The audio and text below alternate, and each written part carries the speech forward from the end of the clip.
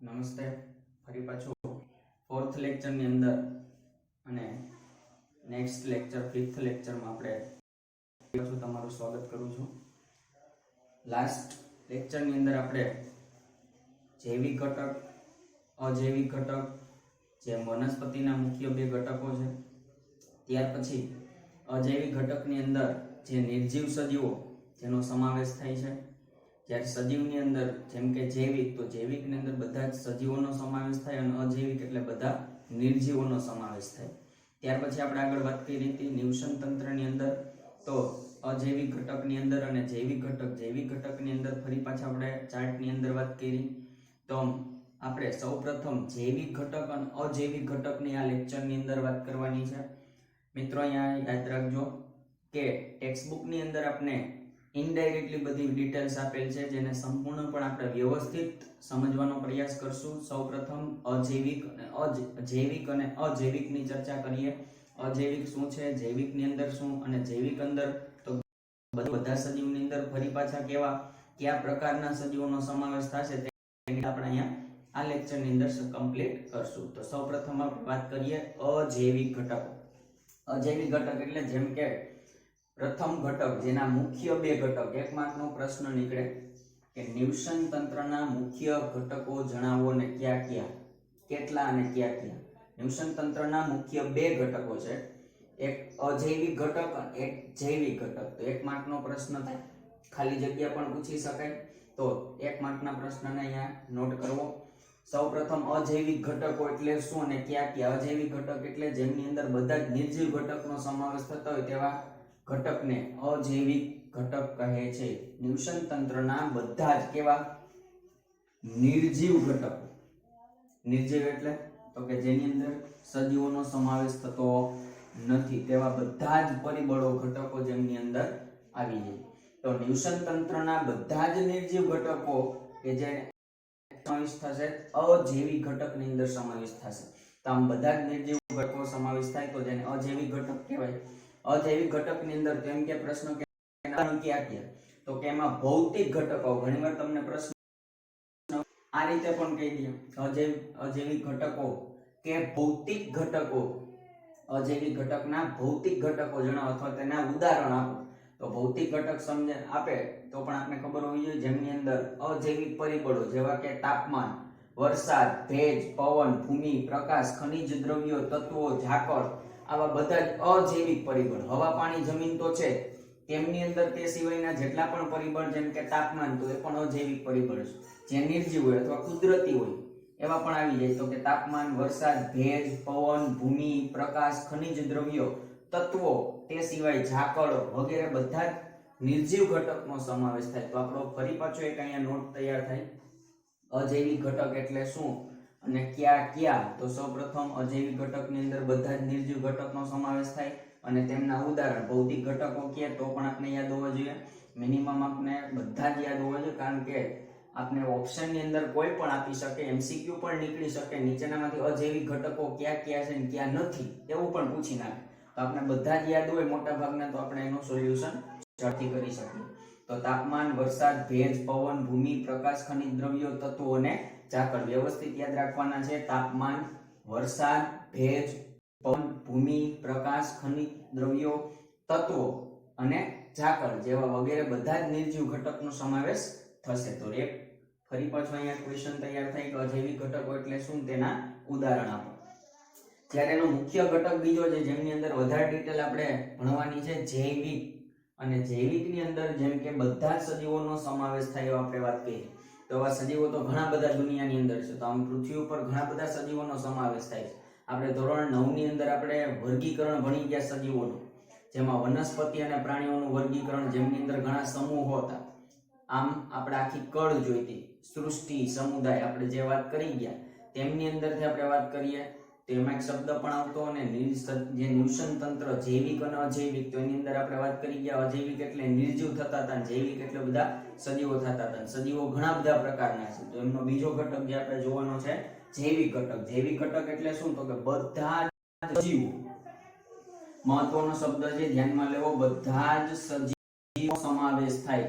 જ્યારે અજૈવિકમાં બધા જ નિર્જીવ ઘટકનો જ્યારે જૈવિકની અંદર બધા જ સજીવો, જેમ કે બધા જ સજીવોની અંદર ઘટકની અંદર સમાવેશ થશે તો તેવા પ્રકારના ઘટકને જૈવિક ઘટક કહે છે. બધા જ સજીવ જેવા પ્રકારના ઘટક સમાવેશ થતો હોય તેવા ઘટકને જૈવિક ઘટકો કહે છે. જ્યારે બધા જ નિર્જીવ ઘટકનો સમાવેશ થતો હોય ત્યારે એમને અજૈવિક ઘટક કહે છે. તો બેની વ્યાખ્યા પણ પૂછાય, અજૈવિક ઘટક એટલે શું ને જૈવિક ઘટક એટલે શું, તો પણ આપણે યાદ આવવું જોઈએ. પ્રશ્ન ફરી પાછો અહીંયા થાય છે, અજૈવિક ઘટક અને જૈવિક ઘટક.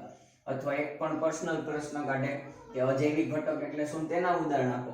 જ્યારે આની અંદર પણ પ્રશ્ન પૂછી શકાય જૈવિક ઘટક અને તેમના ઉદાહરણ તેમને પૂછી શકાય, પણ એની અંદર ઘણા બધા એવા સજીવો જે આપણે ઉદાહરણ તરીકે લખી શકીએ. તો આમ બધા જ સજીવો જે જૈવિક ઘટકની અંદર સમાવેશ થઈ છે તેવા ઘટકને જૈવિક ઘટક કહે છે. જૈવિક ઘટકની અંદર બધા જ સજીવોનો સમાવેશ થાય તેમની અંદરથી આપણને એક માહિતી મળે છે કે સજીવોના તેમની ખોરાક, હવે આ બધા જ સજીવો છે એકબીજા સાથે સંકળાયેલા છે. નિવસન તંત્ર એવું કીધું બધા એક સાથે આંતરક્રિયા કરે છે, પર્યાવરણ સાથે આંતરક્રિયા કરે છે અને સજીવો એકબીજા સાથે પણ આંતરક્રિયા કરે છે. અને કેના માટે કરે છે, એકબીજા સાથે જોડાયેલા છે. દરેક સજીવ અને નિર્જીવ બંને એકબીજા સાથે સંકળાયેલા છે. પર્યાવરણ છે તો આપણે છીએ, આપણે છીએ તો પર્યાવરણ છે, કારણ કે પૃથ્વી એક જ એવો ગ્રહ છે જેની ઉપર જીવસૃષ્ટિનો સમાવેશ થાય છે, જેમ આપણે આગળ વાત કરી ગયા. તો આમ સજીવો એકબીજા સાથે સંકળાયેલા છે. અને ભૌતિક કઈ રીતે, તો કે સજીવોના તેમની ખોરાક અને પોષણ મેળવવાની. હવે સજીવો પાછા ઘણા બધા પ્રકારના છે. સજીવોની અંદર શાકાહારી હોય, માંસાહારી હોય, ઉચ્ચતર માંસાહારી હોય, મૃતોપજીવી હોય, સ્વયંપોષી હોય. તો આવા ઘણા બધા પ્રકાર પડે. તો એ પાછા કેવી રીતે પાડવા, તો તેના માટે આપણે વાત કરીએ બધા સજીવો, તો બધા સજીવોને અલગ કેમ કરવા, કઈ રીતે આપણે અલગ કરશું. જે આપણે વર્ગીકરણની અંદર ઘણા એવા વિશિષ્ટતાઓ જોઈતી જેના આધારે આપણે દરેક સજીવને સમૂહની અંદર વહેંચી શકતા, તેવી જ રીતે અહીંયા પણ અમુક સમૂહ જે સજીવોના સમૂહ આપણે ચાર્ટની અંદર પાડ્યા છે એ સજીવનો સમાવેશ જે સમૂહો છે એને કઈ રીતે અલગ કરવામાં આવે તેના માટેની વાત કરીએ. પહેલા તો કે સજીવોના તેમની ખોરાક કે પોષણ. પોષણની વ્યાખ્યા આપણે આગળ ચેપ્ટરની અંદર ધોરણ 10 માં જ ભણવાના છીએ. પોષણ એટલે શું? સજીવોના તેમની ખોરાક મેળવવાની પદ્ધતિના આધારે. શું કીધું વ્યવસ્થિત સમજજો કે દરેક સજીવને જે સમૂહમાં વહેંચણી કરી, સમૂહને કઈ રીતે વહેંચણી કરી, કયા પ્રકારના વિશિષ્ટ ગુણધર્મને ધ્યાનમાં રાખી, તો કે એના ખોરાક મેળવવાની પદ્ધતિને આધારે. ફરી પાછો એક આપણી એક ખાલી જગ્યા કે એક માર્કનો પ્રશ્ન પૂછાઈ શકે કે સજીવોને તેમને કોના આધારે વર્ગીકરણ કરવામાં આવ્યું, તો પોષણ અથવા તો ખોરાક મેળવવાની પદ્ધતિ, કઈ રીતે ખોરાક મેળવે છે, તે કયા પ્રકારની પદ્ધતિથી મેળવે છે ખોરાક, તેના આધારે આપણે એને ઉત્પાદક. આપણે આગળ વાત કરી ગયા, 3 સમૂહ વાત કરી ગયા હતા. સૌપ્રથમ ઉત્પાદક, બીજું ઉપભોગી અને ત્રીજું હતું વિઘટકો. આવા પોષણની પદ્ધતિને આધારે આપણે 3 સમૂહની અંદર વર્ગીકૃત કર્યા સજીવોને. જે ખોરાક મેળવવાની પદ્ધતિ કયા પ્રકારની છે જેને આધારે આપણે 3 સમૂહમાં વહેંચી શકાય. પહેલો તો કે ઉપભોગીઓ, એટલે કે પહેલા સૌપ્રથમ ઉત્પાદક જે વનસ્પતિ છે, ત્યાર પછી આપણે વાત કરી કે ઉપભોગી. ઉપભોગી એટલે બધા જ પ્રાણીઓ, અને ત્યાર પછી આવે બધા જ વિવિધ પ્રકારના બેક્ટેરિયા જે વિઘટકો. મુખ્ય 3 સમૂહ છે જે કેના આધારે નક્કી થયું, ખોરાક મેળવવાની પદ્ધતિને આધારે. જેમને ઉત્પાદકો, ઉપભોગીઓ અને વિઘટકો સમૂહને આધારે આપણે નક્કી કર્યા છે. તેમના જીવન નિર્વાહ, પોતાનું અસ્તિત્વ જાળવી રાખવા માટે પોતાનો નિર્વાહ, તેમના નિર્વાહથી પર્યાવરણમાં પોષણ સંબંધોની રચના થાય છે. આને આધારે ઉત્પાદકો, ઉપભોગીઓ અને વિઘટકો જે સમૂહ છે તેમના આધારે, એટલે ઉત્પાદક, ઉપભોગીઓ અને વિઘટકો જે સમૂહ પડે છે, સમૂહને આધારે આપણે તેમના નિર્વાહ માટે અને તેમાંનો અસ્તિત્વ માટે, જેના હેતુ માટે આપણે પર્યાવરણની અંદર શું કરવા માટે, તો કે પોષણ સંબંધોની રચના થાય છે. એટલે કે એકબીજા સાથે જે પોષણ મેળવવાની રચના જે થાય છે ને એ આના આધારે થાય છે. 3 સમૂહના આધારે, ઉત્પાદકને આધારે, ઉપભોગીઓના આધારે, વિઘટકોના આધારે. જો પહેલા શું થાય, તો વનસ્પતિ શું કરે, તો પહેલા એ પોતાનો ખોરાક પોતાના માટે તૈયાર કરે અને અન્ય સજીવ માટે તૈયાર કરે. ધોરણ 9 માં વારંવાર આપણે ભણી ગયા વનસ્પતિ પ્રકાશ સંશ્લેષણની ક્રિયા. પ્રકાશ સંશ્લેષણ એટલે શું, તો કે આપણે જનરલી કહેતા હોય ભાઈ વનસ્પતિ પોતાને જાતે ખોરાક બનાવે. એ મેળવવા માટે તો પહેલા શું કરે, સૂર્યપ્રકાશની હાજરી, ક્લોરોફિલની મદદ વડે પાણી અને કાર્બન ડાયોક્સાઇડ એટલે કે હવા, તો આમ તેનો ઉપયોગ કરીને શું કરે તો કે પોતાની જાતે પોતાનો ખોરાક બનાવે. ખોરાક એટલે શું તો કે જેમાં શર્કરા, સ્ટાર્ચ વગેરેનો સમાવેશ થાય. હવે એ પોતે પોતાના બોડીના માટે તૈયાર કરે એટલે કે પોતા માટે ખોરાક તૈયાર કરે અને તે પછી એને ખાવાવાળા પણ બીજા અન્ય છે જેને આપણે શાકાહારીઓ કહીએ. વનસ્પતિનો આહાર લેવામાં ઉપયોગ કરતા હોય તો તેને શાકાહારી કહેવાય. તો એ કેના ઉપર આધારિત છે બધા સજીવો તો કે જે વનસ્પતિ ઉપર આધારિત. તો પહેલા હું કર્યું વનસ્પતિએ અજૈવિક પરિબળનો ઉપયોગ કર્યો. જો સૂર્યપ્રકાશ અજૈવિક પરિબળ આવે, હવા, પાણી, જમીન, તો આ ત્રણ જે બધા ચારે ઉપયોગ કરે છે, કાર્બન ડાયોક્સાઇડ બધા અજૈવિક પરિબળ છે. તો એકબીજા સાથે આંતરક્રિયા કરી કે એનો ઉપયોગ થયો એટલે એનું અસ્તિત્વ જળવાઈ ગયું. તો આમ અજૈવિક પરિબળ ને જૈવિક પરિબળ છે એકબીજાના સંબંધિત છે. કઈ રીતે તો કે એ વાતાવરણમાંથી આ બધું મેળવશે એટલે પોતાને એક ખોરાક તૈયાર થશે. ખોરાક પોતાના માટે તૈયાર કરે અને અન્ય તેના ઉપર આધાર નાખનારા પ્રાણીઓ માટે પણ તૈયાર થયો. હવે એ જે વનસ્પતિ છે એને ખાવા વાળા એટલે કે શાકાહારીઓ. હવે શાકાહારીઓ તેને ખાશે આહાર તરીકે. હવે શાકાહારીઓને કોણ ખાશે તો કે માંસાહારીઓ તેનો ઉપયોગ કરશે. તો પોષણ સંબંધની એક રચના થઈ. જો અહીં પેલા અજૈવિક પરિબળનો ઉપયોગ વનસ્પતિએ કર્યો. વનસ્પતિ પોતાને ખોરાક તૈયાર કરે, પોતાના માટે તૈયાર કરે ને તે અન્ય સજીવ માટે, કારણ કે તેના ઉપર આધાર રહેલા બધા સજીવ તેનો ખોરાક તરીકે ઉપયોગ કરશે. હવે આ વનસ્પતિ જે છે તેને ખાવા વાળા હોય એટલે શાકાહારી. શાકાહારી એટલે જે એને ખાવા વાળા હોય તો કે માંસાહારીઓ. માંસાહારીઓ તો કે ઉચ્ચતર માંસાહારી હોય ને નિમ્ન કક્ષાના માંસાહારી હોય. જેમ કે કીટકો, તો એ અન્ય માંસાહારી પણ હોઈ શકે અને તે તૃણહારી પણ હોઈ શકે. તો કીટાહારી જે છે એ માંસાહારીમાં આવે, જે કીટકોને ખાતા હોય એવા. તો નિમ્ન કક્ષાના અને ઉચ્ચતર કક્ષાના એમાં માંસાહારી ઘણા પ્રકારના છે. તો આમ એ જે માંસાહારી થયા એ માંસાહારીને પછી જ્યારે મૃત્યુ થાય કે કોઈ પણ સજીવનું મૃત્યુ થાય એટલે એનું વિઘટન થાય. વિઘટન થાય એટલે બોડીનો કહોવાટ આપણે જમીનની અંદર ભળી જાય, જેનું વિખેરણ થઈ જાય, બોડીનું વિઘટન કરી નાખે એટલે એ વિઘટકો હોય. ત્યાંથી વિઘટન થયું એટલે ફરી પાછું જેટલું ઉપયોગમાં આવ્યું હતું જે હતું બોડીની અંદર શું થશે તેનું વિઘટન. તો આપણે નાઇટ્રોજન ચક્રની અંદર વાત કરી હતી કે જે બોડીની અંદર એના વિઘટકો છે એ વિઘટન કરી નાખે છે. એ વિઘટન કરે એટલે જે તે તત્વ આપણે આ બોડીની અંદર કે પ્રાણીની અંદર ગયા હતા, જે તે તત્વ કેની અંદર આવ્યા જમીનની અંદર. હવે જમીનમાંથી ફરી પાછું કોણ ઉપયોગ કરતું હતું વનસ્પતિ. ફરી પાછું શું થતું હતું નાઇટ્રોજન ચક્ર શરૂઆત થતી હતી. તો આમ રોટેશન થઈ ગયું. તેવી જ રીતે અહીંયા પણ થયું. વનસ્પતિ પ્રાણીઓનું મૃત્યુ પામશે એટલે બધા જમીનમાં ભળશે, જેમનું વિઘટન થશે. વિઘટકો જે શું કરશે એનું વિઘટન કરીને જમીનની અંદર જે તે તત્વોનો અજૈવિક પરિબળો જે હશે અજૈવિક ઘટકોનો જમીનની અંદર મુક્ત કરશે. ફરી પાછા કોણ ઉપયોગમાં લેશે તો જે ઉપયોગ કરનારી વનસ્પતિ કે અન્ય સજીવો તેનો ઉપયોગ કરશે. તો આમ ફરી પાછું આહાર સંબંધિતની રચના થઈ. જો પોષણ સંબંધની રચના થઈ. ખોરાકની મેળવવાની પદ્ધતિના આધારે આપણે 3 પ્રકાર પડ્યા. એક ઉત્પાદક, એક ઉપભોગી અને ત્રીજું વિઘટક. હવે આ બે એકબીજા સાથે આંતરક્રિયા કરે છે. અજૈવિક પરિબળ સાથે આંતરક્રિયા કરીને કળ બની, જે રચના બની પોષણ સંબંધિતની રચના થઈ કહેવાય. તેમના આધારે કોના આધારે તો ઉત્પાદક, ઉપભોગી, વિઘટકને આધારે થયું છે આ બધું. અને પોષણ સંબંધની રચના થઈ. તો આપણે અહીં વાત કરી ગયા કે ઉપભોગી, ઉત્પાદક, ઉપભોગી, વિઘટકોનો સમૂહ બને. કોના આધારે વાત કરી? પોષણ પદ્ધતિના આધારે. તેમના નિર્વાહ એટલે કે પોતાના અસ્તિત્વ હેતુ માટે. નિર્વાહ હેતુ એ પર્યાવરણમાં પોષણ સંબંધની રચના કરે છે. પોતાનું અસ્તિત્વ જાળવી રાખવું, એકબીજા સાથે પોષણ મેળવવાની સંબંધિત એક કળ બનાવવી પડે. એકબીજાને આહારની જરૂરિયાત હોય, ખોરાક મેળવવા માટે એ એકબીજા સાથે સંકળાયેલા છે અને એક રચના થઈ છે, જે રચના પોષણ સંબંધને લગતી છે. આમ એકબીજાને ખોરાક મેળવવા માટે આ રચના થાય છે. ઉત્પાદકો, ઉપભોગી, વિઘટકો તે બધા કેની સાથે આંતરક્રિયા કરે? અજૈવિક પરિબળ સાથે. તો આમ મહત્વની વાત છે તેમના નિર્વાહ એટલે કે હેતુ. નિર્વાહ હેતુ માટે એટલે કે પોતાના અસ્તિત્વને જાળવી રાખવાના હેતુ માટે પર્યાવરણમાં પોષણ સંબંધની રચના કરે છે. એકબીજા સાથે પોષણની મેળવવાની જે ક્રિયા કરીને કળ બનાવે, જેને પોષણ સંબંધની રચના થઈ. જેમ કે મેં હમણાં વાત કરી ઉદાહરણ તરીકે તો કે પ્રકાશ, હવા, પાણી, જમીન. હવા, પાણી, જમીન. પાણીની અંદર તેમજ હવા, હવા એટલે કાર્બન ડાયોક્સાઇડ. પ્રકાશ, સૂર્યપ્રકાશ, હવા, પાણી અને જમીન, જેમની અંદરથી ઉપયોગ કરીને ઉત્પાદક આવશે. જનરલ વાત કરી લઈએ આપણે. પહેલા સૌપ્રથમ યાદ હોવું જોઈએ પ્રકાશ, સૂર્યપ્રકાશ, હવા, પાણી અને જમીનનો ઉપયોગ કરે. જેના ઉપયોગ કરીને ઉત્પાદકો, જેને વનસ્પતિઓ કહીએ છીએ આપણે. ઉત્પાદકો છે જે વનસ્પતિઓનો ખોરાક તૈયાર કરશે. વનસ્પતિ ઉપર આધારિત કોણ હોય તો કે પ્રથમ ઉપભોગી. પ્રથમ એને ખાવા વાળો એ કોણ હોય તો કે તૃણાહારી.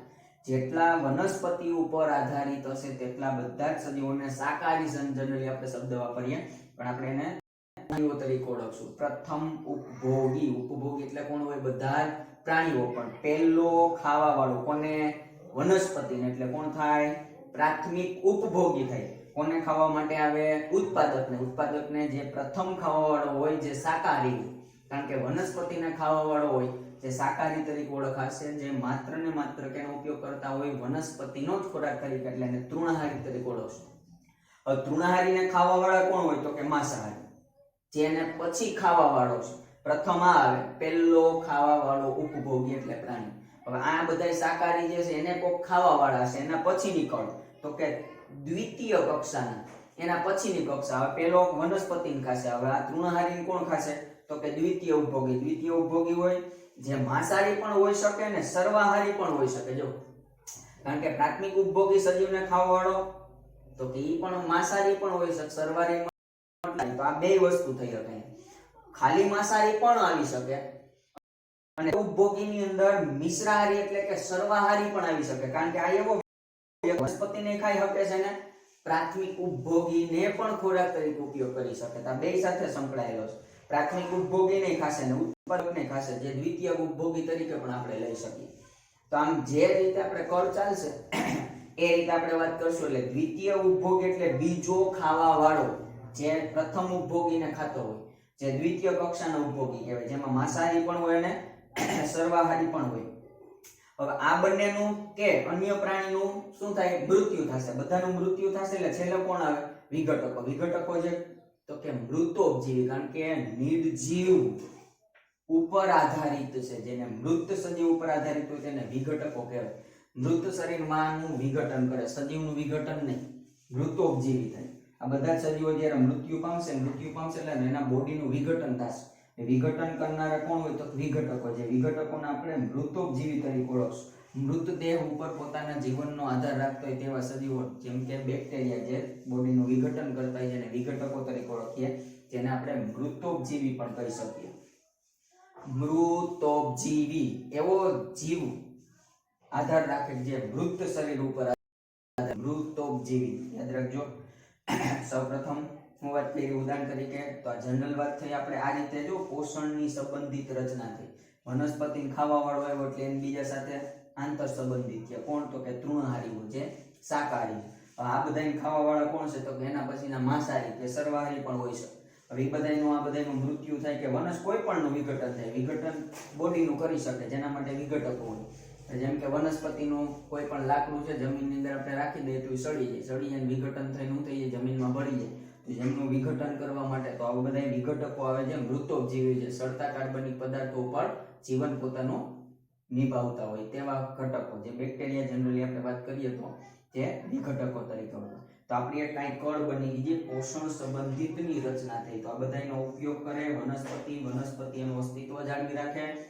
ઈ વનસ્પતિ ઉપરથી આપણા પ્રાથમિક એટલે તૃણાહારીઓ સજીવો જીવન નિર્વાહ હેતુ માટે પોતાનો આધાર રાખે. આ ત્યાર પછી માંસાહારી પ્રાણી તેના ઉપર આધારિત હોય છે, જેમાં મિશ્રાહારી પણ આવી જાય. ત્યાર પછી બધા જ જે પ્રાણી હોય જેનું શું થશે? વિઘટન. જે શું કરશે? એનું વિઘટકો દ્વારા વિઘટન, જે મૃતોપજીવી તરીકે ઓળખાય. તો જનરલ આપણે વાત કરી પ્રકાશ, હવા, પાણી અને જમીન, જેનો ઉપયોગ કરીને ઉત્પાદક એટલે વનસ્પતિ પોતાનું અસ્તિત્વ જાળવી રાખે. જે બધા અજૈવિક પરિબળ છે. આમ જૈવિક ને અજૈવિક જો અહીંયા સંબંધિત થયા. અજૈવિક અને જૈવિક આ બે ઘટક છે જે એકબીજા સાથે આંતર સંલગ્ન છે. નિવસન તંત્રમાં આપણે વાત કરી વ્યાખ્યા, જેનો ઉપયોગ કરીને વનસ્પતિ પોતાનું એટલે સજીવો પોતાનું અસ્તિત્વ જાળવી રહે. પછી ત્યાંથી આગળ તો કે પોતાના ખોરાક મેળવવાની પદ્ધતિના આધારે આ ખોરાક મેળવે એ પ્રમાણે આપણે એનો પહેલો પ્રથમ ઉપભોગી તૃણાહારી કહેવાય, વનસ્પતિ ઉપર આધાર રાખે. હવે આના પછી ખાવાવાળા બે હોય તો એના પછી માંસાહારી હોય અને તેને ખાવાવાળા કા સર્વાહારી. પણ સર્વાહારી એટલે પ્રથમ ઉપભોગીને ખાઈ શકે અને વનસ્પતિની ખાઈ શકે. જ્યારે આ બધા પ્રાણીઓનું મૃત્યુ થાય ત્યાર પછી શું થાય? તો એનું વિઘટન એટલે વિઘટકો દ્વારાનું વિઘટન થાય, જેને આપણે શું કહેશું? મૃતોપજીવી. તો આમ આપણે જૈવિક ઘટકની અંદર બધા સજીવો થાય. બધા સજીવો જેમના આપણે શેના આધારે સમૂહમાં વહેંચણી કરી? ખોરાક મેળવવાની પદ્ધતિના આધારે, જેમાં 3 ભાગ પડ્યા: ઉત્પાદક, ઉપભોગી, વિઘટકો. 1 માર્કનો પ્રશ્ન, જે કોના માટે? જીવન પોતાનું અસ્તિત્વ જાળવી રાખવા માટે શું કરે? પોષણ સંબંધની રચના કરે. આ એનું ઉદાહરણ જનરલ વાત યાદ રાખવાની. આપણે ઉદાહરણ તરીકે નામ લખી શકીએ. અહીંયા તો આપણે વનસ્પતિ જ રાખશું, જે બધી જ વનસ્પતિ આવી ગઈ. વનસ્પતિ પછી અહીં પ્રથમ ખાવાવાળો તો કે જેમ કે હરણ, તો હરણ શું કરશે તો વનસ્પતિને ખાય. હરણ જે શાકાહારી પ્રાણી છે, અહીંયા બધા જ શાકાહારી પ્રાણી આવશે. જે વનસ્પતિને ખાવાવાળો પ્રથમ ઉપભોગી હોય, પહેલો ઉપભોગી આવે એટલે હંમેશા વનસ્પતિને ખાવા વાળો હોય, જે પ્રથમ તૃણાહારી હશે, જેના ઉપર આધાર રાખશે. પછી જ અહીંયા ખાઈ શકે. માંસાહારી છે એ ઉચ્ચતર માંસાહારી કે માંસાહારી છે જે વનસ્પતિનો ઉપયોગ કરી શકતા નથી, પણ મિશ્રાહારી જે છે બંનેનો ઉપયોગ કરે છે. એટલે કોણ અહીંથી ને ચાલે ને અહીંથી ને ચાલે છે. ત્યાર પછીનો દ્વિતીય ઉપભોગી સર્વાહારીની અંદર આવી શકે, જ્યારે આની અંદર પ્રાથમિક પણ હોઈ શકે, જે ડાયરેક્ટ શું કરી શકે છે, ઉત્પાદકનો ઉપયોગ કરી શકે. આપણે એને સર્વાહારી કીધા. તો દ્વિતીય કક્ષા તો પ્રાથમિક કક્ષાનો ઉપભોગીને ખાવાવાળા જે માંસાહારી હોય છે સર્વાહારી પણ હોઈ શકે. ત્યાર પછી આ બધા જ વિઘટકો શું કરશે, એનું વિઘટન કરશે, જે મૃતોપજીવી છે. ઉદાહરણ તરીકે યાદ રાખવાનું તો અહીં હરણ છે, આને ખાસ વનસ્પતિ. હરણને કોણ ખાવાવાળું તો કે મિશ્રાહારી પણ ખાય અને માંસાહારી પણ ખાય, જેમ કે વાઘ, સિંહ જેમનો શિકાર કરી તેનો ઉપયોગ કરે. સર્વાહારી તો કે રીંછ, રીંછ છે એને ખાશે, હરણને ખાય, વનસ્પતિ ખાય. તો અહીંયા આપણે એને સર્વાહારી રીતે મૂકી શકીએ. તો આ ઉદાહરણ તરીકે પણ વાત કરી શકીએ. પહેલા વનસ્પતિ, વનસ્પતિને કોણ ખાય તો હરણ, હરણ પછી કોણ તો કે જેમાં વાઘ, સિંહ વગેરે એવા પ્રાણીઓ. ત્યાર પછી સર્વાહારી તો કે રીંછ, જે બંનેનો ઉપયોગ કરે. એટલે એના પછીનું કામ આ દ્વિતીય ઉપભોગીમાં બંને આવી જાય. ત્યાર પછી તો કે જ્યારે મૃત્યુ થાય ત્યારે વિઘટકો શું કરશે, એનું વિઘટન કરી છેલ્લા આપણી કણ અહીંયા મૃતોપજીવી પૂરી થશે. તો આમ ઉત્પાદક, તૃણાહારી, માંસાહારી, સર્વાહારી અને છેલ્લે આવે વિઘટકો. તો આપણે એક કળ પણ ઉદાહરણ તરીકે લખી શકીએ કે વનસ્પતિને ખાવાવાળા કોણ તો હરણ, હરણની અંદર તો દ્વિતીય ઉપભોગીની જગ્યાએ આપણે લખી શકીએ. શું લખાય તો કે જ્યાં વાઘ, સિંહ વગેરે. રીંછ દ્વિતીય ઉપભોગી સર્વાહારી, ત્યાર પછીના વિઘટકો. છેલ્લે આપણે એને વિઘટક તરીકે જ રાખશું. તો સૌપ્રથમ આપણે આની અંદર પહેલો ભાગ આપણે પાડ્યો ઉત્પાદક. તો સૌપ્રથમ આપણે એનો પોઈન્ટ જોઈએ. ઉત્પાદક એટલે જનરલી ઉત્પાદક આવે એટલે એક જ વાત આવે કે વનસ્પતિ જ્યાં આવે ને એકને એક જ વાત હોય કે વનસ્પતિ શું કામ કરે તો વનસ્પતિ એક પ્રકાશ સંશ્લેષણની ક્રિયા કરે, જેના માટે શું કરતો પ્રકાશ, હવા, પાણી, જમીન વગેરેનો ઉપયોગ કરે. પોતે પોતાની જાતે પોતાનો જ ખોરાક તૈયાર કરે. જે આપણે પ્રકાશ સંશ્લેષણની વાત કરી તે ઉત્પાદક એટલે તો આ સજીવો સૂર્યપ્રકાશ. આગળ પણ વાત કરી ગયા કે ઉત્પાદક એટલે સજીવો જે સૂર્યપ્રકાશ તેમજ ક્લોરોફિલની હાજરીમાં, દર વખતે યાદ રાખવાનું, ભૂલવાનું નથી, સૂર્યપ્રકાશની હાજરીમાં તેમજ ક્લોરોફિલની હાજરીમાં અકાર્બનિક પદાર્થો, આ બધા અકાર્બનિક પદાર્થો છે. જે અકાર્બનિક એટલે જેમની અંદર કોણ આવે તો કે જે carbon dioxide, CO2, carbon dioxide. અકાર્બનિક પદાર્થ કાર્બન ડાયોક્સાઇડમાંથી શું બનાવે, શર્કરા, જેમ કે ગ્લુકોઝ. શર્કરા એટલે ગ્લુકોઝ કહી શકાય, આપણે શર્કરા શબ્દ વાપરશું. તેમજ સ્ટાર્ચ, વધારાના ગ્લુકોઝને પોતાની બોડી, વનસ્પતિની જે વધારાના ગ્લુકોઝનો સંગ્રહ કરે જેને સ્ટાર્ચ કહેશું. નામ સાંભળેલું હશે, આપણે આગળ પણ ચર્ચા કરશું. તો શર્કરા અને સ્ટાર્ચ જેવા કાર્બનિક શા માટે થઈ ગયા, અહીંયા આગળ અકાર્બનિક શબ્દ થયો, અહીંયા કાર્બનિક એટલા માટે જે સજીવની અંદર બન્યા, સજીવમાં મળતા હોય તે બધાને કાર્બનિક કહેવાય. એટલે શર્કરા, સ્ટાર્ચ વગેરે જેવા કાર્બનિક સંયોજનોનું નિર્માણ કરે છે. કોની હાજરીમાં, સૂર્યપ્રકાશની હાજરીમાં, ક્લોરોફિલની મદદ વડે અથવા હાજરીમાં. અકાર્બનિક પદાર્થ જેમાં કાઉન્સમાં લખી શકાય કાર્બન ડાયોક્સાઇડ, જેમાં શું કરે શર્કરા કે ગ્લુકોઝ અને સ્ટાર્ચ જેવા અહીંયા કાર્બનિક આવશે. મહત્વની વાત છે અહીંયા અકાર્બનિક આવે, કાર્બનિક આવે, શબ્દોનો ફેરફાર થશે તો ભૂલ પડશે. અકાર્બનિક પદાર્થમાંથી સ્ટાર્ચ જેવા કાર્બનિક પદાર્થોનું નિર્માણ કરે છે. જેમાં ઉદાહરણ તરીકે લખી શકાય, તમને 1 માર્કનો 2 માર્કનો પ્રશ્ન પૂછી શકાય. પણ એક ક્વેશ્ચન થાય ઉત્પાદક ટૂંકનો દાખલો, તો તમારે સૌપ્રથમ આની વાત કરો, પછી ઉદાહરણની અંદર એક જ આપણે વાત કરી એ પ્રમાણે પ્રકાશ સંશ્લેષણીય બેક્ટેરિયા. તમારે ખાલી બેક્ટેરિયા નથી લખવાના, પ્રકાશ સંશ્લેષણીય બેક્ટેરિયાની વાત થશે. અને વિવિધ પ્રકારની લીલ પણ તેની અંદર આવી જાય, જે સ્વયંપોષી છે, પ્રકાશ સંશ્લેષણ કરી શકે. પ્રકાશ સંશ્લેષણ બેક્ટેરિયા પણ આવી જાય. બધી જ લીલી વનસ્પતિ,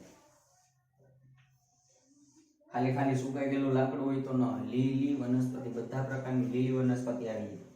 દેખાવે સુકાઈ ગયેલી પણ લીલી જ હોય, એટલે એવું બની શકે ઘણી વાર પ્રશ્ન કે એવું કેમ, એવું ન બને. બધી જ લીલી વનસ્પતિ જે સજીવમાં આવે. તો કે કેટલાક પ્રકાશ સંશ્લેષણીય બેક્ટેરિયા વિવિધ પ્રકારની લીલ, બધા પ્રકારની મોટાભાગની લીલ, બધી જ લીલી વનસ્પતિ. તો ઉદાહરણ તરીકે આપણે યાદ રાખી શકાય, જેની અંદર આમાં નામ પણ આવે છે. ધોરણ 9 ની અંદર આપણે લીલના નામ જોઈ ગયા. પ્રકાશ સંશ્લેષણીય બેક્ટેરિયા અમુક આવે છે જે સ્વયંપોષી છે, તો એ પણ નોટ કરવા અને યાદ રાખવા. ઉદાહરણ પૂછી શકાય, ધ્યાનમાં લેવું. પ્રકાશ સંશ્લેષણીય બેક્ટેરિયા પ્રકાશ વિવિધ પ્રકારની લીલ અને બધી જ લીલી વનસ્પતિ. વનસ્પતિ તો કોઈ પણ આવી શકે. તો પહેલો આપણે ઉત્પાદકની અંદર એટલી જ વાત છે, પહેલા યાદ રાખવાનું તો કે સૂર્યપ્રકાશ, ક્લોરોફિલની હાજરીમાં અકાર્બનિક પદાર્થમાંથી હું બનાવે શર્કરા અને સ્ટાર્ચ જેવા કાર્બનિક સંયોજનનું નિર્માણ કરે, જેને ઉત્પાદક કહેવાય. ઉત્પાદકના ઉદાહરણ તો અહીં આપણે આજે રાખશું, નામ લખવાની જરૂર નથી. પ્રકાશ સંશ્લેષણીય બેક્ટેરિયા, વિવિધ પ્રકારની લીલ અને બધી જ લીલી વનસ્પતિ. જે પ્રથમ આપણે ઉત્પાદકની અંદર વાત કરીએ. હજી આગળ વાત કરીએ. હવે ઉપભોગી. ઉપભોગની અંદર એવું થશે, ઉપભોગીઓ ઘણા પ્રકારના છે. પ્રાણીઓની અંદર પણ વિવિધ પ્રકારના સમૂહ રચાય છે. તેમાં આપણે ચાર્ટની અંદર વાત કરી 4 પ્રકારના. શાકાહારી હોય, માંસાહારી હોય, ઉચ્ચતર માંસાહારી હોય, મિશ્રાહારી હોય અને પરોપજીવી હોય. તો આપણે ચાર્ટ મુજબ આપણે આગળ વાત કરી, જેમાં પહેલો વાત કરી અજૈવિક ઘટકની વાત કરી. જૈવિકની અંદર ફરી પાછા ઉતર્યા એટલે આપણે 3 ભાગ મળે. ઉત્પાદક મળે, ઉપભોગી મળે અને વિઘટક મળે. ઉત્પાદકને આપણે પ્રથમ ભાગ પૂરો થયો, ત્યારે ઉપભોગીની અંદર પાછા આપણે 4 ભાગ પાડ્યા ચાર્ટની અંદર. તો સામે રાખજો ચાર્ટની અંદર જોવો એટલે યાદ આવશે. ઉપભોગીની અંદર આપણે 4 વાત થઈ. કોણ આવે તો એની અંદર પહેલું આવતું હતું તૃણાહારી, શાકાહારી. બીજું હતું માંસાહારી. પછી આવશે સર્વાહારી, મિશ્રાહારી તરીકે ઓળખાય. અને ત્યાર પછી આવશે વિઘટકો. વિઘટકો એક અલગથી વાત છે, જેમની અંદર ખાલીયાની અંદર વાત કરીએ તો પરોપજીવીઓ. તો એની અંદર 4 ભાગ આપણે ઉપભોગીની અંદર વાત કરીએ, જે 4 પ્રકારના પ્રાણી હોય. જેમાં પ્રથમ આપણે વાત કરી કોણ આવશે શાકાહારી, પછી માંસાહારી, મિશ્રાહારી અને પરોપજીવીઓ. અને ત્યાર પછીનો ટોપિક છેલ્લો રહેશે આપણો વિઘટકો. તો આપણે ડિટેલની અંદર વાત કરીએ આની અંદર. તો પ્રથમ આપણો અહીંયા ભાગ પૂરો થાય છે, મેઇન ભાગની વાત પૂરી થઈ ગઈ ઉત્પાદક. હવે આપણે ઉપભોગીની અંદર ચર્ચા આગળ કરીએ.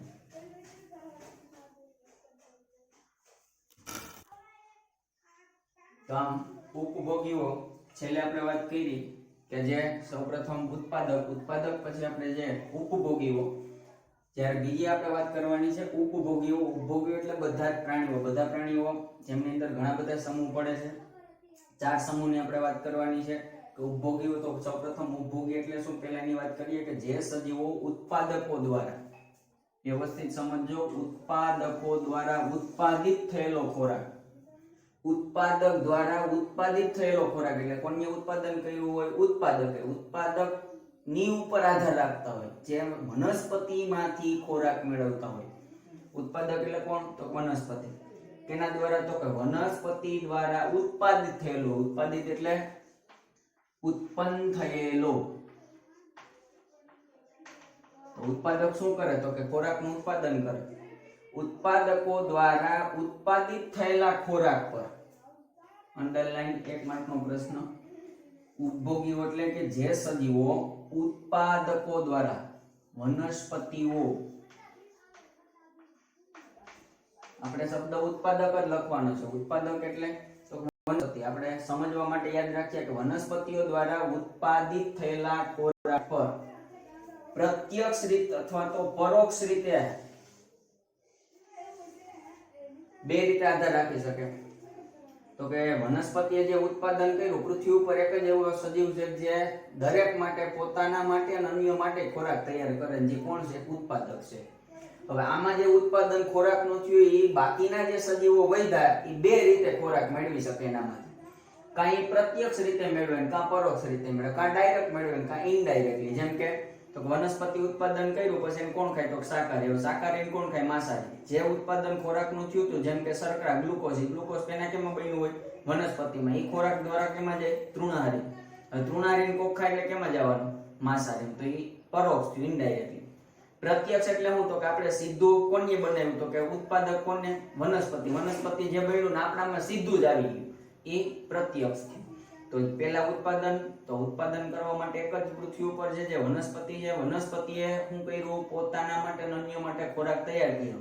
એટલે ઉત્પાદક દ્વારા ઉત્પાદિત થયેલા ખોરાક પર આધાર રાખતે, પણ કઈ રીતે, પ્રત્યક્ષ અથવા પરોક્ષ રીતે. કાંઈ પ્રત્યક્ષ રીતે આધાર રાખે, કાં પરોક્ષ રીતે આધારિત હોય તો તેમને શું કહેવાય, ઉપભોગી. એક શબ્દ યાદ આવે, ઉપભોક્તા પણ કહેવાય. ઘણીવાર શબ્દ આવે તો યાદ રાખો, ઉપભોક્તાઓ અથવા ઉપભોગી કહેવાય, અથવા ઉપભોક્તાઓ કે ઉપભોગ કરતા હોય, ખાવા વાળા, જે અન્ય ઉપર આધાર રાખીને ખાતા હોય.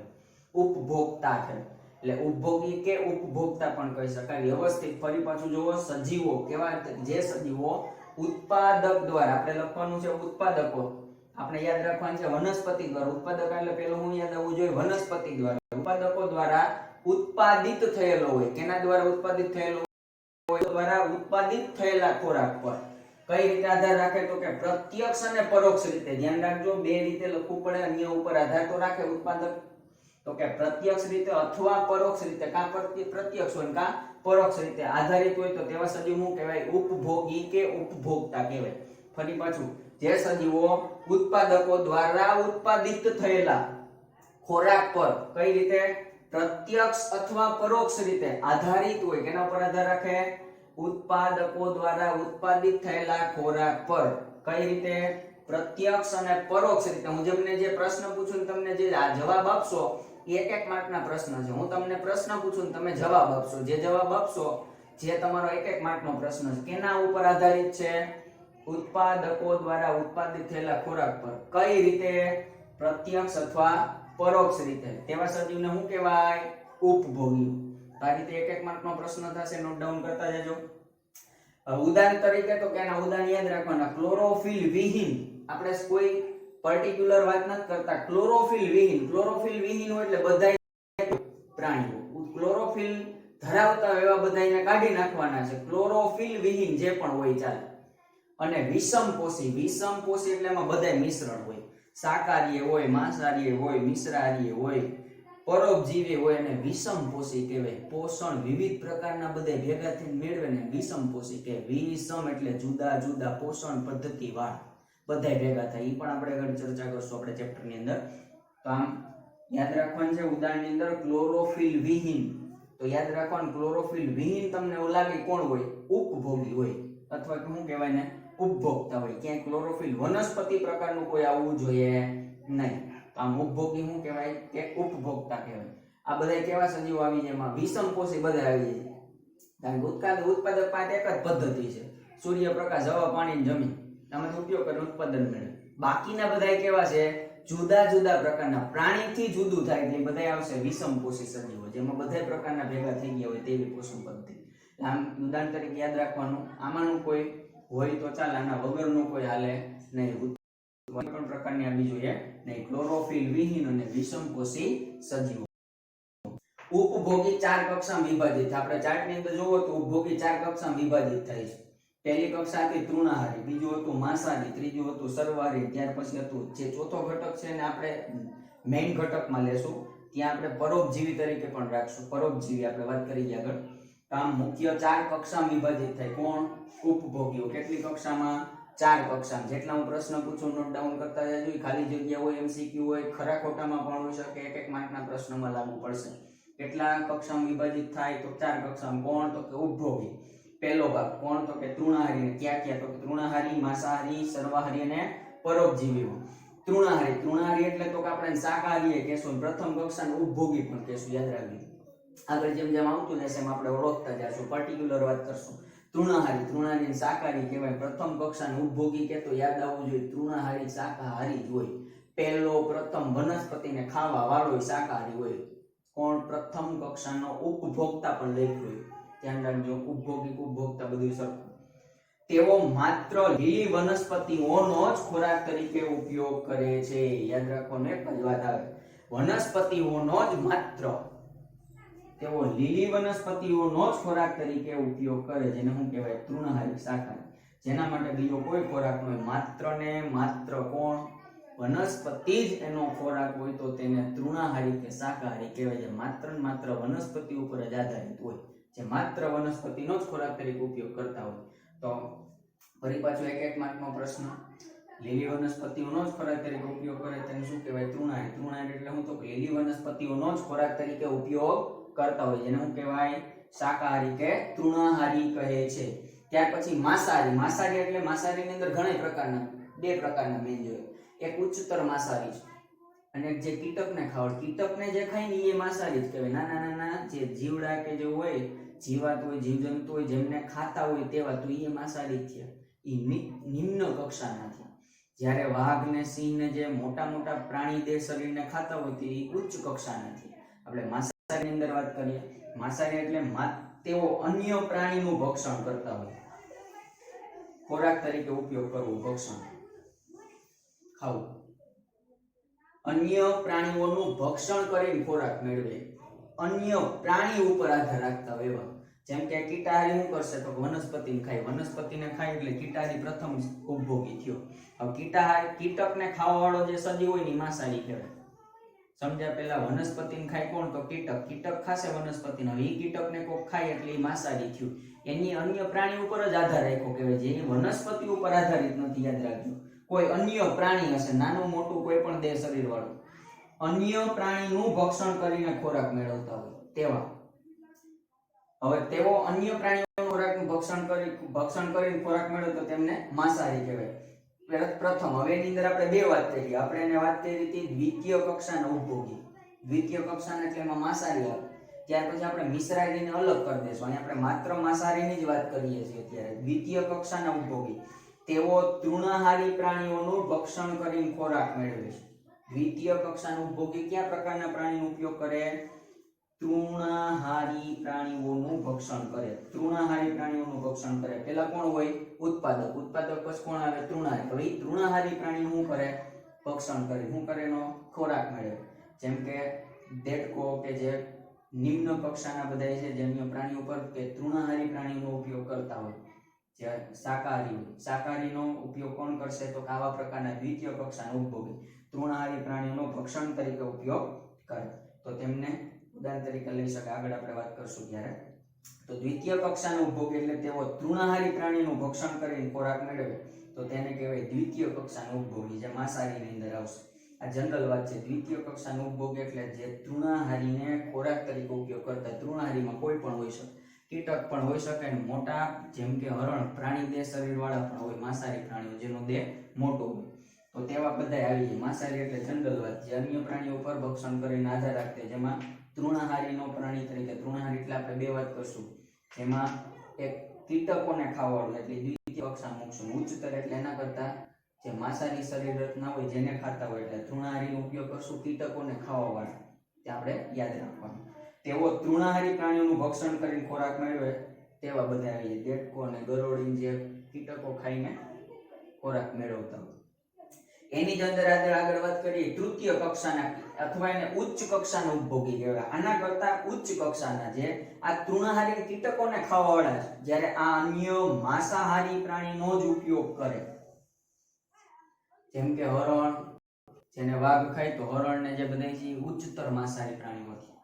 હરણને ખાય, હરણ એટલે અન્ય માંસાહારી પ્રાણી જે પોતાના દેહની અંદર માંસ ધરાવતું એવું. કીટાહારી અલગ, અને સમજો વ્યવસ્થિત, તૃણાહારીમાં આપણે નાના નાના કીટકોને ખાવાવાળા, અને માંસાહારી અન્ય માંસાહારીમાં કોણ તો કે જેના શરીર રચના મોટી હોય, જેમ કે હરણ ને આવા જે બધા વાઘને જે ખાય છે એ ઉચ્ચ કક્ષાના કહેવાય માંસાહારી. તો આમ તૃતીય કક્ષાના પણ ગણી શકીએ, અને ઉચ્ચ કક્ષાના એ આપણે કળ ઉપર આધારિત હોય. જેવી આહાર જાળ હશે, આહાર કળ હશે જે કક્ષા, એ પ્રમાણે આપણે એને વાત કરશું. તૃતીય અને ઉચ્ચ કક્ષાનો ઉપભોગ એના માટે અન્ય માંસાહારી પ્રાણીઓનું ભક્ષણ કરીને ખોરાક મેળવે. જેમ કે વાઘ ને સિંહ જે ઉચ્ચ કક્ષાની સ્પેશિયલ ડીશ વાળા છે, એને બીજા કીટકો ખાય તો એ ધરાય નહીં, કીટકો એ ખાવામાં હાલે નહીં. એ મોટા મોટા પ્રાણીઓનો જ ખોરાક, પણ એ બધા હોય તો કોણ? શાકાહારી જ હોય. હરણ શું થશે? તૃણાહારી થયો. બે કરશે તો તૃણાહારીનો જ ઉપયોગ. પણ એમાં કઈ રીતે તો કે એક નિમ્ન કક્ષાનો છે ને એક ઉચ્ચ કક્ષાનો. તૃણાહારી જે છે એની અંદર કીટકે હોઈ શકે ને માંસાહારી પ્રાણી પણ, જેના બોડીની વાત કરું છું, બોડીની અંદર જેની વાત કરું, બે બોડીની વાત કરી. એક છે નાનો બોડી વાળો છે ને એક મોટો બોડી વાળો. નાના બોડી વાળો એ પણ શાક ખાતો હોય, મોટા બોડી વાળો એ શાક, બે શાકાહારી છે. હવે આ જે કીટક છે એને ખાવાવાળો જે છે એ નિમ્ન કક્ષાનો થાય, મોટા જે દળદાર શરીર વાળા છે એને ખાવાવાળો તે ઉચ્ચ કક્ષાનો કહેવાય. એટલે માંસાહારીમાં બે ભાગ પડ્યા. એક જે તૃણાહારીને ખાતું એ આપણે કીટક સમજવાનું, અને અન્ય માંસાહારી એટલે કોણ તો હરણ ને એવા બધા પ્રાણીને સમજવાનું. બે ની અંદર ફેર, આ એ માંસાહારી કહેવાય, એ માંસાહારી કહેવાય, પણ આ જે છે એ તૃણાહારી કીટકને જ ખાવાવાળો છે. આ બધા કીટકને ખાય નહીં, એ ઉચ્ચ કક્ષાના માંસાહારી છે. એટલે અહીંયા અન્ય માંસાહારી એટલે શરીરની દ્રષ્ટિએ વાત થાય છે. તેઓ અન્ય માંસાહારી પ્રાણીઓનું ભક્ષણ કરે અને ખોરાક મેળવે તો તેમને શું કહેવાય? ઉચ્ચ કક્ષાના ઉપભોગી, જેમાં વાઘ ને સિંહ વગેરે સમાવેશ થશે.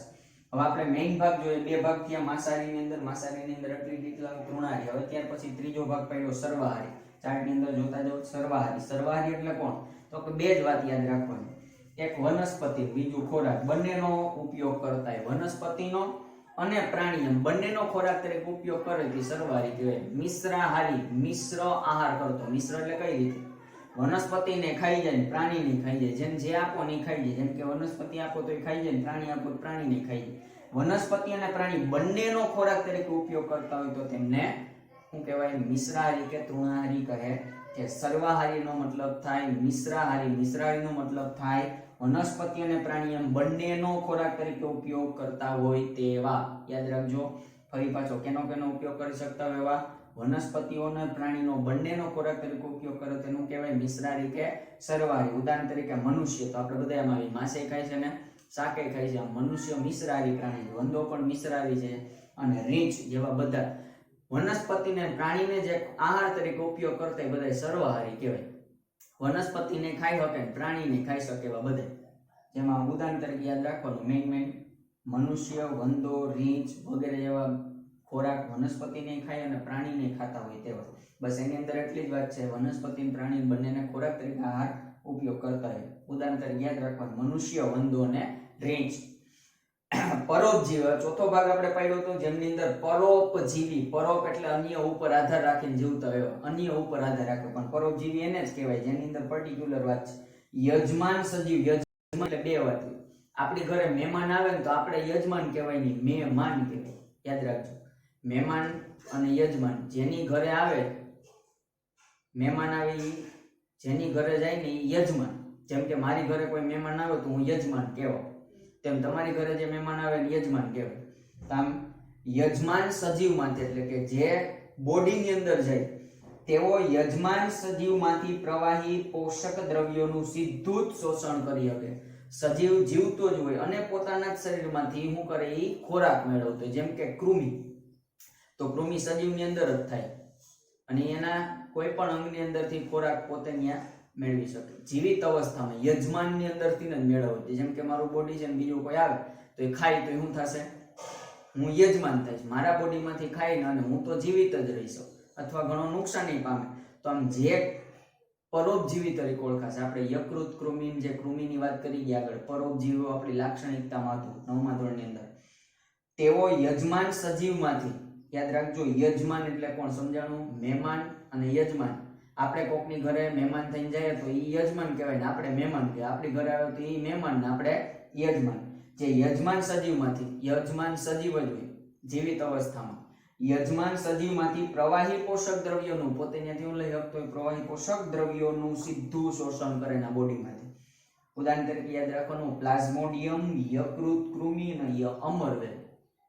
પર્ટિક્યુલર વાત થાય છે યજમાન સજીવમાંથી શું થાય? પ્રવાહી પોષક દ્રવ્યોનું શું કરે? સીધું જ બોડીમાંથી શોષણ કરે. તો તેને શું કહેવાય? પરોપજીવી. યાદ રાખજો. તેઓ યજમાન સજીવમાંથી પ્રવાહી પોષક દ્રવ્યોનું સીધું શોષણ કરે છે. ઉદાહરણ તરીકે યાદ રાખવાનું પ્લાઝ્મોડિયમ, યકૃત કૃમિ અને અમરવેલ. આમની અંદર આપણે ઉદાહરણ તરીકે પ્લાઝ્મોડિયમ, યકૃત કૃમિ અને અમરવેલ લઈ શકીએ. તો આપણે ચાર ભાગની વાત કરી: તૃણાહારી, મિશ્રાહારી, સર્વાહારી અને પરોપજીવી.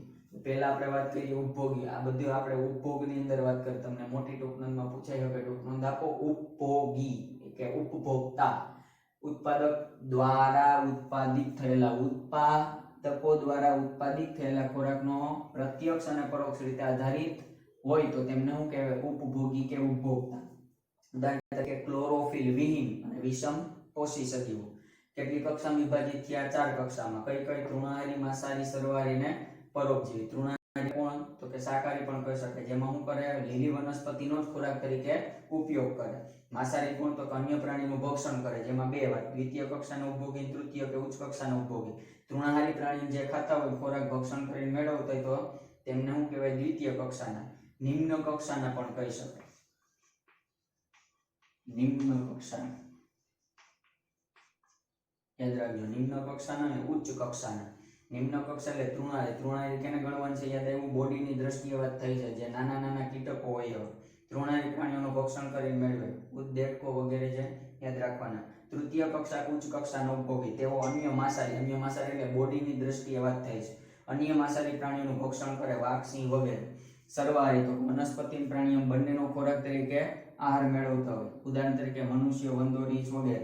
પરોપજીવ એટલે યજમાન સજીવમાંથી શું કરે? પ્રવાહી ખોરાકનું દ્રવ્યોનું સીધું જ શોષણ કરે તેમને પરોપજીવ. ઉદાહરણ તરીકે પ્લાઝ્મોડિયમ, યકૃત, કૃમિ અને અમરવેલ.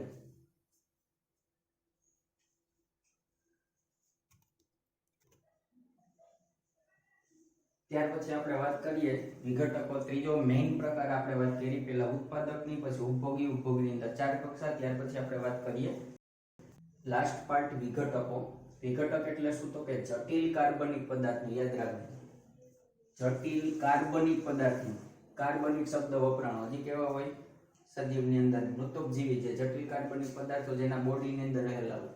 જટિલ કાર્બનિક પદાર્થનું સરળ અકાર્બનિક પદાર્થમાં, જટિલ કાર્બનિક પદાર્થનું સરળ અકાર્બનિક પદાર્થમાં વિઘટન કરતા સજીવોને વિઘટકો કહેવાય. જટિલ કાર્બનિક પદાર્થોનું સરળ અકાર્બનિક પદાર્થમાં વિઘટન કરતા સજીવોને વિઘટકો કહે છે. બે જ વાત યાદ રાખવાની. હું હોય એક તો જટિલ કાર્બનિક પદાર્થ હોય એનું કેમાં? તો કે સરળ કાર્બનિક પદાર્થમાં. જેમ કે ન્યુક્લિક એસિડ હોય તો એને વિઘટન કરી નાખવું, ગ્લુકોઝ છે તો એનું વિઘટન કરવું, સ્ટાર્ચ છે તો એનું વિઘટન કરવું. આવા બધા જે જટિલ કાર્બનિક સજીવો પદાર્થો છે તેમનું કેમાં ફેરવી નાખે? સરળ અકાર્બનિક પદાર્થની અંદર બધા મુક્ત કરીને સજીવની અંદર બોડીમાંથી વિઘટન કરીને જમીનમાં ભેળવી દે સરળ અકાર્બનિક પદાર્થોમાં. જેને વિઘટન કરતા હોય તેવા સજીવોને વિઘટકો કહે છે. જટિલ કાર્બનિક પદાર્થોનું જે સજીવની અંદર રચનામાં હોય જેનું કેમાં ફેરવે? સરળ અકાર્બનિક પદાર્થમાં વિઘટન કરતા સજીવોને વિઘટકો કહે છે. ઉદાહરણ તરીકે જીવાણુ જેમ કે બેક્ટેરિયા શું કરી નાખે? એનું વિઘટન કરી નાખે. ફૂગ, મૃત જૈવ અવશેષો. મૃત જૈવ એટલે શરીરની વાત, જૈવભાર પણ કહી શકાય. મૃત જૈવ એટલે મૃત શરીર જેમના અવશેષો હોય. ફૂગ, ફૂગ એટલે મૃત જૈવ અવશેષ, અથવા આમ પણ લખી શકાય ફૂગ. મૃત જૈવ અવશેષો એટલે કોઈ પણ પ્રાણીના મૃતદેહ, અન્ય કોઈ સજીવનો મૃતદેહ જેમના અવશેષો હોય. સજીવોના ઉત્સર્ગ દ્રવ્યોનું વિઘટન. સજીવની અંદર જે ઉત્પન્ન થતા, ઉત્સર્ગ એટલે ઉત્પન્ન થયેલા ઉત્સર્ગ દ્રવ્ય, આપણે આગળ વાત કરશું એટલે સમજાઈ જશે. સજીવોના ઉત્સર્ગ દ્રવ્યોનું વિઘટન. વિઘટનને બીજો શબ્દ પણ કહેવાય અપમાર્જન. યાદ રાખજો, વિઘટનની જગ્યાએ તમને વિઘટન કરનારા સજીવોને વિઘટકો કહેવાય. યાદ રાખજો, વિઘટકો ને વિઘટન. વિઘટન એટલે અપમાર્જન પણ કહેવાય. અપમાર્જનનો મતલબ થાય વિઘટન. સજીવોની અંદર જે ઉત્સર્ગ દ્રવ્યો, નકામા દ્રવ્યો જે હોય, ઉત્સર્ગ સજીવોનું દ્રવ્યોનું વિઘટન, તો જેનું વિઘટન પણ કરી શકાય અપમાર્જન. તો સાવ સિમ્પલ વાત, જટિલ કાર્બનિક પદાર્થનું કેમાં રૂપાંતર થાય? સરળ અકાર્બનિક પદાર્થમાં, જેને શું કહેવાય? વિઘટન કરતા હોય તેવા સજીવોને વિઘટક. ઉદાહરણ તરીકે બેક્ટેરિયા, ફૂગ, મૃત જેવા અવશેષો, સજીવોના ઉત્સર્ગ દ્રવ્યોનું વિઘટન. આ એક માર્કનો પ્રશ્ન ઇમ્પોર્ટન્ટ છે શબ્દ અપમાર્જન. શું થશે? અપમાર્જન થશે વિઘટનનો મતલબ, જેને આપણે અપમાર્જન પણ કહી શકીએ. તો આમ વિઘટક એટલે આપણો મુખ્ય ભાગ પૂરો થાય છે. ચાર્ટ આપણો પૂરો થાય. બે જૈવિક અને અજૈવિક ઘટકો. અજૈવિક ઘટકની અંદર સમાવેશ થતા પરિબળો. જૈવિકની અંદર આપણે વાત કરી 3: ઉત્પાદક, ઉપભોગી અને વિઘટક. ઉત્પાદકની વાત કરી. ઉપભોગની અંદર 4 કક્ષા, જેમાં કોણ આવે? તૃણાહારી, માંસાહારી, મિશ્રાહારી અને પરોપજીવી. ત્યાર પછીનો ત્રીજો છેલ્લે વિઘટકો, જે ત્રીજો આપણો મુખ્ય ભાગ અહીંયા પૂરો થાય છે. Thank you.